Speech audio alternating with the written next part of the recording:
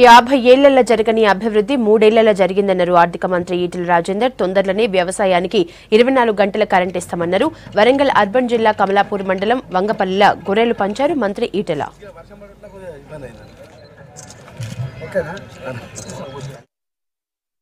మళ్ళీ శుభవార్త ప్రకటిస్తున్నాడు కదా, నీ ఇంట్లో ఎట్లయితే 24 గంటల కరెంట్ ఉండదు, రేపు నీ బావి కాడికి కూడా 24 గంటల కరెంటు రేపు ఇవ్వబోతున్నాము. సంవత్సరం కరెంటు పోయే పరిస్థితి రాదు. 24 గంటల కరెంటు నీ ఇళ్లలో ఎట్లుంటుందో ఇవాళ నీ బావి కాడి కూడా 24 గంటల కరెంటు ఇవ్వబోతున్నాము. మాటలు ప్రభుత్వమా, చేతుల ప్రభుత్వం అనడానికి మేము 200 రూపాయల పెన్షన్ని 1000 రూపాయలకి ఇస్తా అన్ననాడు. ఏం మాట్లాడి సభలో ఎక్కడ తెచ్చిస్తారు పైసలు, ఎక్కడ చేస్తారు పైసలు? కానీ దొంగతనం చేసుకొస్తారా? మేమన్నా ఆనాడు పైసలు కూడా నేనే ఉన్నాయి కాబట్టి ఆ రోజు చెప్పినాను, మనసు ఉంటే మార్గం ఉంటుందా?